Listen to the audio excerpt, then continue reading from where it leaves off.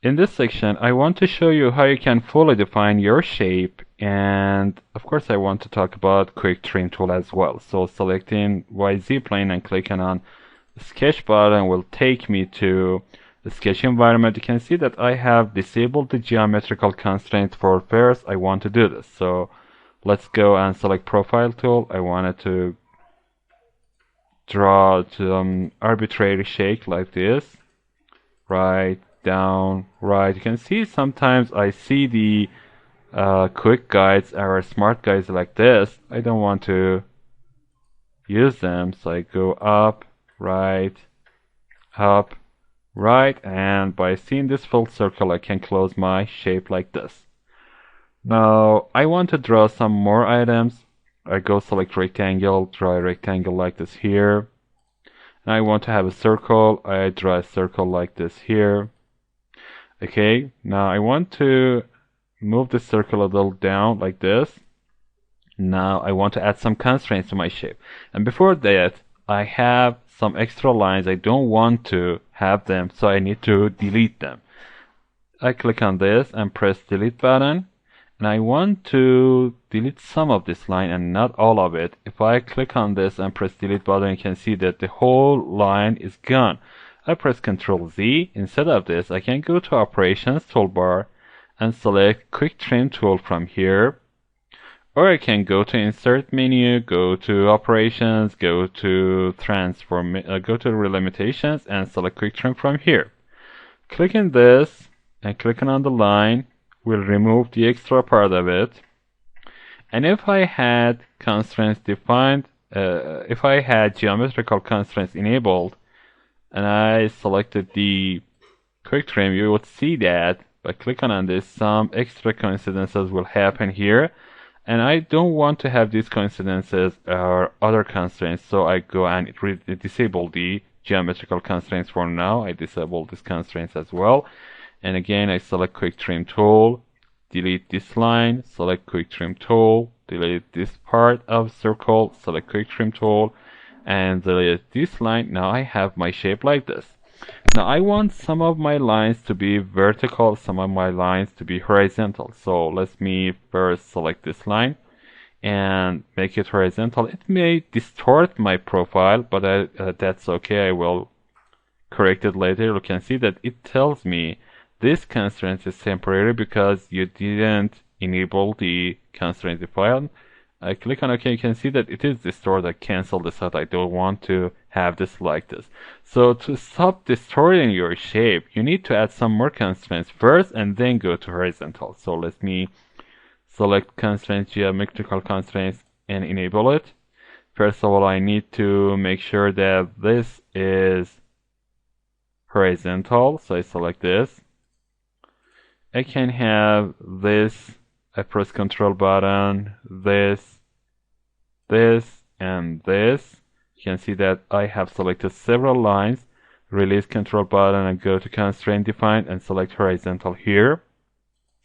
Now by having these, if I select this line and make it horizontal, the distortion is, no, that's too much. Let me do this way. First of all, I need to have this vertical, and I know that this affects less. Have this vertical and clicking on OK. I need to select this line and add some length here. You can see that this is 7. I double click on this and make it 20. Now it goes up a little bit, or make it 30 is even, or 40 is even better. And now I select this line and make it about 20. Now you can see this is like this. I need all these lines to be in one line, so I select this one and select this one and go and add the constraints of coincidence. I click on this. I want to make sure that this line and this line are in coincidence to each other again. Now I have these, so I can go and select this and make it horizontal and see what happens. You can see that it distorts less. That's okay. Now this should be vertical. Press Control button, this should be vertical, and this should be vertical, and of course this one. So I release control button and go here, select vertical. Now you should see that this is distorting a little bit. I press control button, select this one and this one and this one. These should be horizontal. Releasing control button and clicking on horizontal makes it like this. And I need to have these two to be vertical as well. So I select these two and select vertical. Okay. Now I need to add more constraints to my shape. First of all, I want to make sure that this line, press control button, this line, and I select this vertical axis and release my control button. I want to make sure that these two lines are in symmetry according to this horizontal vector. So I press control button and selected the first the two lines, and after that selected the vertical axis. So I go to constraint define and select symmetry, and you can see that they change a little bit. So that's okay. Now I want to have symmetry between these two lines again. So I select this line and I can move it to left like this. And press control button and select this line. And this time instead of symmetry, I want to show you another constraint. Still have the control button pressed. You can go and select a point like the origin, and the origin is the point that I want to select, or I can select any other point that is mean. So I select the origin here, and now release control button and open constraint define. You can see that equidistance point is active, and these are the same as symmetry, but here instead of a line I selected a point. So I click on OK. You can see that these have some shapes like this. Okay, now I want to click on this. Let me press control button and down arrow key once. By selecting this top line and adding a constraint of length, you can see that two of my lines turn green. This means that these two lines are fully defined. They do not need any extra constraint. So I want this to be about 40 millimeters. So I type in here. Now you can see that these two lines are moving according to the constraint, and they are exactly in symmetry according to the vertical axis.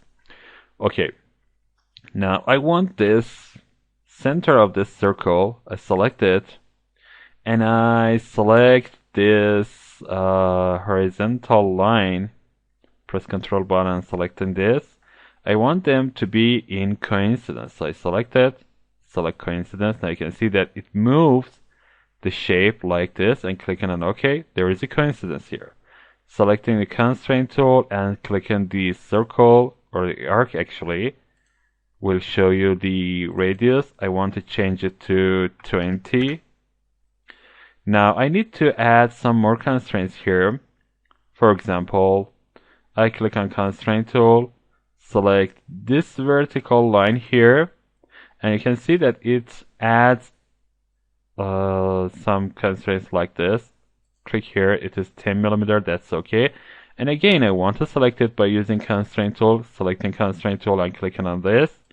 And this time you can see that it turns purple. That means that you are over defining your shape. I'm not going to over define, I'm actually doing something else. I want to click on vertical axis again. Now you can see that the distance between these two lines are here. So I click here, I double click on this, make it 10 millimeter, but I want it to be in the other side. So I click on more, you can see the swap location. Clicking on this will swap the location on line. So I click on OK, that's it. Now I click on this line, press constraints. This is gonna be about 25 millimeters. Now I have this. Now I need to add some more constraints here.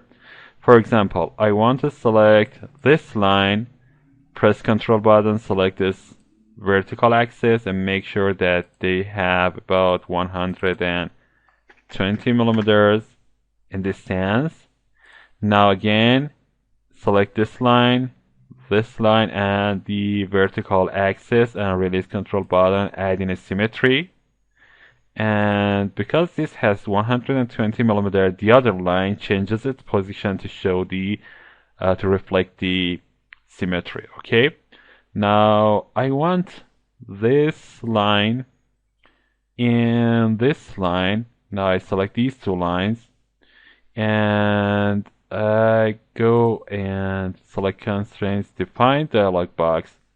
They can have parallelism, and this makes sure that these two are parallel to each other. I don't want to have this right now, but I just showed you.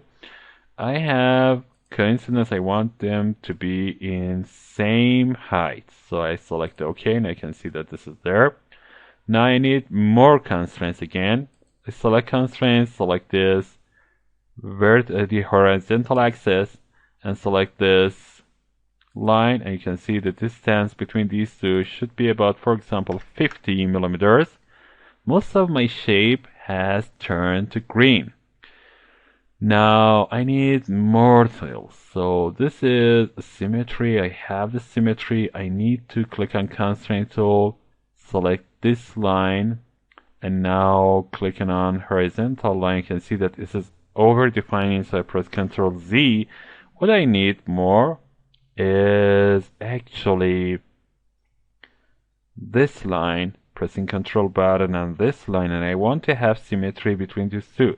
And actually not symmetry, actually coincidence. Now you can see that these two will turn to green, and the only thing that remains is one thing. So I select constraint, select the distance between one of these lines, doesn't matter which one, for example this one, and select this vertical axis. Now you can see that this is 80 millimeter. My shape is not fully defined, of course. I need to add one more piece of constraint, and that's the distance between this circle's center and, for example, press Ctrl button in vertical axis. Now clicking on constraint, we'll add this, and I have it, for example, 80 millimeter. Now what do I need to add here? I guess the height of this will finish my shape, and that's it. That's gonna be 60 millimeter.